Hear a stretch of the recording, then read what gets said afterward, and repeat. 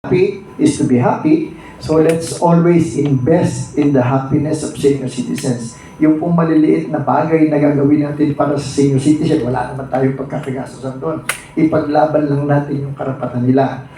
Meron pong kumain sa restaurant, ang bill niya ay 800, tapos ang binigay sa kanyang discount, 30 pesos. Diba? Kung minsan, kahit na hindi mo siya kakilala, alam mo na niloloko siya ng ano, baka pwede kang tumayo. You can stand for him. Diba? Kasi pag ginagawa mo yun, baka pwedeng gawin din yun sa nanay mo o sa tatay mo. It's paying it forward. So yung pong batas, essentially, ang problema po natin, marami po tayong batas. We are the only country in Asia na 60 years old pa lang is senior na. And we're the only country in Asia na nagbibigay ng discount mandatory. Tinatanong ko kanina kay Kaibet kung ano yung provision sa Constitution na ginamit. Bakit pwedeng mag-utos ang pamahalaan sa isang tindahan na bigyan mo ng discount? Siguro pwedeng explain ni Kaibet. Meron ho kasing, thank you, Carrie, meron kasing power, ang ating estado na tinatawag na police power. Okay? Kung ito ay kinakailangang gampanan or i-exercise ng ating gobyerno para maprotektahan ang mamamayan, i-exercise niya itong police power through expropriation of property. So, doon ho pumapaloob, doon umiikot. Bakit ba tinatanggalan ng kita? Supposedly, kita na yan ng mga, di ba, ng mga negosyo? Di ba? Pero bakit tinatanggalan sila? Dahil kailangan nga protektahan ng isang sektor na, ng ating lipunan. Ito yung mga senior citizens. Subalit, lugi ba talaga ang mga establishments? Yung mga may negosyo? Hindi po. Dahil itong mga tinatanggal sa kanila na mga discounts para sa senior citizens ay pwede naman nila pong isama sa pag nag-file na sila ng income tax return nila. Ito po ay sa pamamagitan ng pagdedeklara ng expense, Kumbaga, gastos nila. Kaya, mas mababa ang kita man nila, pero mas mababa naman ang magiging buwis. Okay? So, doon pumapaloob ho yun. Kung bakit ginawa ho itong batas, bakit mahigpit na pinatutupad. It's in the exercise of the police power of the state. Okay? O nga pala, ano ko lang siguro, kapya niya, makapagbigay na ng konting legal na, na panukala, kumbaga. Pag sinabi kasi indigent, ano po ba sa tingin ninyo ang konsepto ng isang indigent? Ito ba ay ibig sabihin talagang isang kahig, isang tuka ka na? Ano po sa palagay nyo? Yun po ba yung mga naiisip nyo pag indigent? Kadalasan kasi yun, hindi po. Ibig sabihin po ng indigent, maaaring may pera ka ngayon. Kaya lang, hindi yan sapat. Panggastos mo sa ospital, panggastos mo sa pagpapaaral sa anak mo, paggastos mo sa kung ano man. Pero may pera ka, kulang nga lang. So, pwede ka na mag-qualify as an indigent. Kaya kung kailangan po ng certification yan sa inyong mga barangay, pwede nyo pong hingiin yan. Kaya lang, syempre, kailangan naman maging honest din kayo, Huwag aabusuhin yung tinatawag ng pagka-qualify po sa inyo bilang isang indigent. Thank you, Kaibet. Kanina, habang nakikinig po ako, kasi importante rin pong malaman, baka gusto niyo naman susugan ito. Kasi may mga questions po dito sa akin na pumapasok. Para magkaroon ng paglilinaw, importante pong ipaalam at malaman po ng ating mga kababayan mga nanonood dito sa ating live podcast, yung mga lapses sa senior citizen laws and privileges. It can be really frustrating for our seniors po kasi ang mga common issues po dito is yung mga Kareya, correct me if I'm wrong.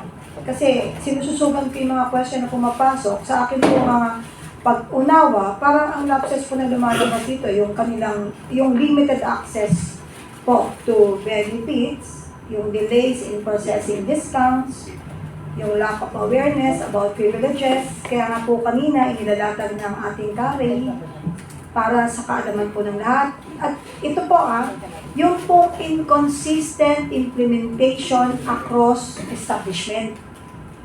May mga establishment na they pretend that kinikilala nila yung nararapat na ibigay sa mga senior citizens. Pero alam nyo, kanina ko lang nalaman, mas malaki pa pala dapat kapag once na meron pong naka-include na VAT. Dapat pala wala rin palang VAT kapag may VAT po yung mga napapasukan nilang restaurant. At ito pong mga gaps na ito can affect their quality of life. Ang sunod ko po sanang tanong na pwede po susugan ng ating pong kaivet is what specific areas yung kailangan maging concern tayo? Yung sa senior citizen law ba? And privileges? Because for me, it can be very frustrating for our seniors. Kasi lalo't hindi nila alam, tapos pag nalaman nila, hindi nila nakuha yung pribilehiyo. Some common issues po na naka-include po sa akin pong nililista kanina is limitado yung access nila sa mga benepisyo.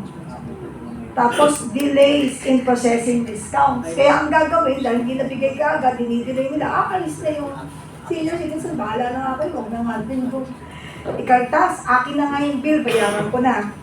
At saka, ang daming pagtatalo pa bago nila ibigay yung pribileyo. Kaya sa part ng mga kababayan nating senior citizen, parang na-open pa sila. Bakit ganito pribileyo namin to, huwag ko naman kunin kasi may pagtatalo, may arguments pa. Dapat pagpasok po, di ba, sir, dapat wala nang pagtatalo because karapatan po nila yon bilang senior citizen at kailangan lahat ng establishmento, they need also to learn and to know. We need to educate all the mga establishmento na pinapasukan ng senior citizens. At yung pong lack of awareness about privileges, isa po yan. Yung iba hindi alam. Kaya mas lalong hindi rin alam na mga kinatawan na establishmento pinapasukan.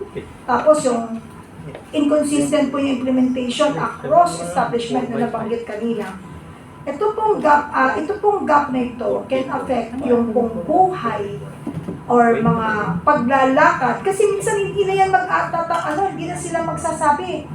May discount po ba? Meron po akong senior citizen card Tapos yung iba, they will check pa. Parang naka-open sa part nila yun. Sorry. Tapos paano yun? Di ba minsan isang grupo? Meron namang establishmento na hindi naman sila walang kaalaman. So, gustong pagbigyan. Ang nangyayari, yung suma total ng 10 kumain, nililes. Kaya, meron din gano'n na sumubrang namang bait. Pero pag alis ng senior citizen, ikakaltas yun sa waiter, kaya kawawa. Kasi, mabuti na po yung may maalam. Para nito sa mga staff din, no? Kasi yung iba, nagmamagal ng loob, naawa, or akala nila gano'n, nililes yung 20% sa kabuuan ng 10 grupong kumain. Alam mo ba nangyari sa akin before yun? Awang-awa ako, binalikan ko yung burger machine. Bumili ako ng 50 na burger, tapos yung mami ko kasama, ibinigay yung senior citizen, kinalpas niya. Uy, ang mura. Sabi ko. Tapos alam mo, sa sobrang habang ko, ang layo na, binalikan ko kasi alam ko, pababayaran doon sa staff na binilahan ko. So, syempre, hindi ko kaya ng konsensya ko yun. Nakamura na ako dahil sa burger machine ko na nga lang binili. Tapos, may diskwento pa. Imagine mo, if you're going to pay 5,000, kapag may 20% less, 4,000 na lang. 4,000 na lang. Meron pa palang less ba? Kawawa naman, magkano yung aabonuhan niya, tapos yung sweldo lang nun baka 500 lang. So, gusto ko pong susugan ito, yung mga nabanggit, kasi yun po yung marami pumapasok na message sa akin. Social side. Natako lang. Sir? Social side ng tawag. Ganito po yan. Siguro, 2 years ago, nag-speaker po ako sa Baguio, dun sa araw ng Baguio, ng January 9. Tapos nagtanong yung mga senior citizen, alam niyo po kasi sa Baguio, pag sumakay kayo ng taxi dyan, yung sukliin ninyo 2 piso, binibigay ng driver yan. Hindi po yan kagaya dito na meron ka sukli 30 pesos, sasabihin ng driver, wala akong pansukli. Di ba? So So meron po nagtanong sa Baguio, sabi niya, paano namin may enjoy yung discount sa taxi? Tsaka yung sa jeep.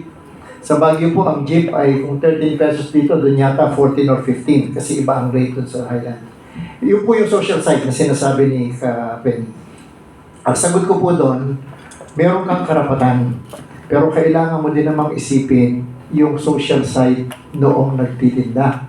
Yung driver ng jeep, kikita siya kumisan 300 pesos. Pabawasan mo pa dahil i-demand mo yung discount. Diba? So nasa iyo yun.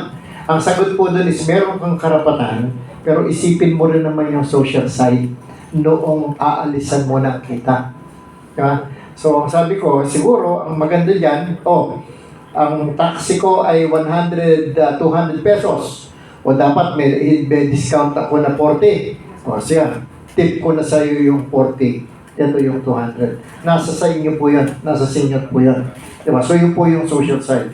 Ngayon, pagdating naman dun sa implementation side, meron pong ginagawa yung mga ibang establishment na ayaw nilang magbigay ng discount kasi daw ay discounted na. So, di ba? Yung pong kunyari, 100 pesos siya talaga, tapos ibibigay niya ngayon ng 50 pesos, discounted. Ayaw niya magbigay ng senior citizen discount.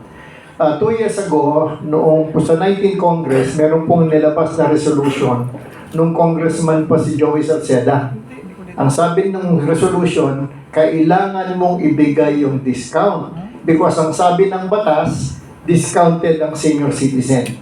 Ang principle po nun, kapag ang discount ay binibigay mo sa lahat, kahit na hindi senior citizen, dapat ibawas mo pa rin yung discount sa kanya. Pero yung po kasing memorandum circular ng DTI ang sabi, i-compare mo kung alin ang mas malaki ang discount. Halimbawa, nagbigay daw ng discount ang isang establishment ng 20%. Pagka ikaw ay senior citizen, 26.9, yung 6.9 na lang. Pero ang sabi po ng Kongreso, hindi. Kapag nagbigay ng discount na entitled ang lahat ng tao, kailangan ibigay mo pa din yung senior citizen discount. Ngayon, meron pong test palagi yan. Siguro